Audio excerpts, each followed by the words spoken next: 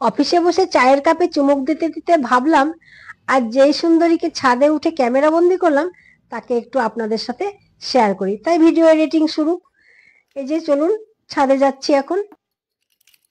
কিছুদিন আগেই মিস্ত্রিরা কাজ করে গেছে, যদিও কাজ এখনো শেষ হয়নি। জানেনই তো মিস্ত্রিরা বাড়িতে কাজ করলে বাড়ির মান ইজ্জত আর কিছু থাকে না, এই হচ্ছে সেই চেহারা। একেবারে খারাপ অবস্থায় রয়েছে। তো এখন আমি ছাদে যাব, ছাদে গিয়ে কি করব সেটা একটু আপনাদের সাথে শেয়ার করব। চললাম ছাদে, সাথে কিছু জিনিসপত্র নিয়ে নিলাম, অস্ত্র শস্ত্র নিয়ে নিলাম কিছু। আর সবে মাত্র কালী পুজো গেছে, কালী পুজো মানেই বাজি পটকা পোড়ানো। তো বাজি পটকা পোড়ানোর ফলে ছাদের যা অবস্থা তাই হয়েছে। বাজির পোড়া অংশগুলো দেখতেই পাচ্ছেন কেমন ছড়িয়ে ছিটিয়ে রয়েছে।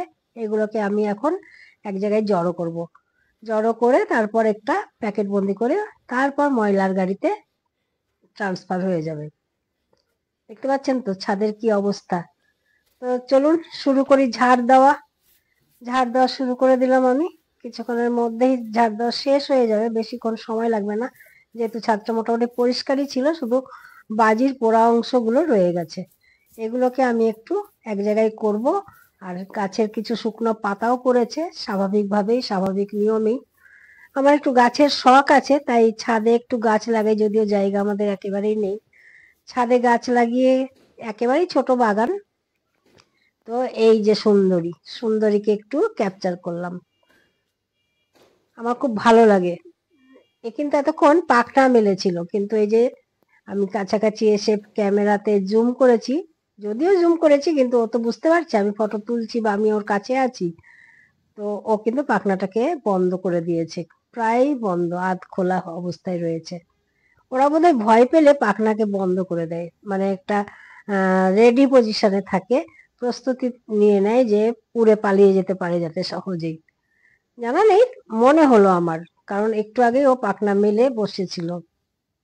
তো এসব প্রজাপতি তো আজকাল দেখা যায় না। যারা প্রজাপতি ভালোবাসেন, পশু পাখি ভালোবাসেন, তারা যদি বাড়িতে একটু ছোটখাটো জায়গা থাকলে টবেও যদি একটু গাছ লাগান, তাহলে কিন্তু এদের দেখা পাবেনই পাবেন। আমাদের বাড়িতে আরেকটা জিনিস আসে, সেটা হচ্ছে ফড়িং।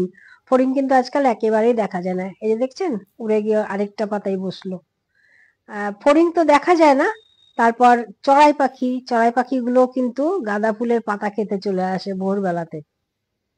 জানি না কেন ওরা গাঁদা ফুলের পাতা খেতে খুব ভালোবাসে, বিশেষ করে কচি পাতাগুলো। গাঁদা ফুল গাছ লাগিয়ে রাখা যায় না, এমন অবস্থা করে ছেড়ে দেয়। যাই হোক, তবুও ওদের কিচিরমিচির শুনতে ভোরবেলা ভালোই লাগে। এই যে আবার এইখানে আম গাছটাতে এসে বসলো। আমার এই ছোট্ট বাগানে কিন্তু ছোট ছোট অনেক কীট পতঙ্গ উড়ে আসে, যেমন মৌমাছিও কিন্তু এখানে আসে। তুলসী গাছগুলো আছে যে, তুলসী মঞ্জুরি মধু ওরা খায়, মধু এই ফুলে ওই ফুলে ঘুরে ঘুরে মধু খায়। আর আমাদের ছাদে ঘুঘু পাখি, পায়রা, এগুলোও কিন্তু আসে। এগুলো দেখতে আমার খুব ভালো লাগে, এদের ফটো আমি অনেকবার তুলেছি।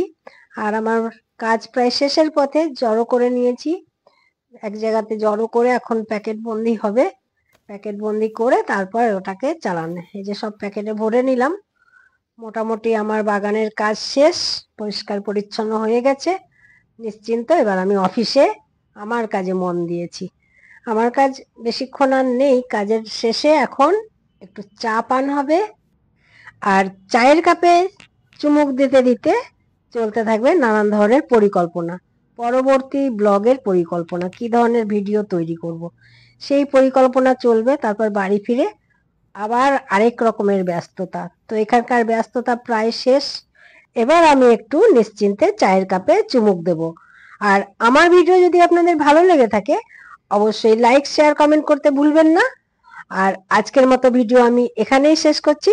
দেখা হবে পরবর্তী ভিডিওতে, নতুন ভিডিও, নতুন ব্লগে। নমস্কার।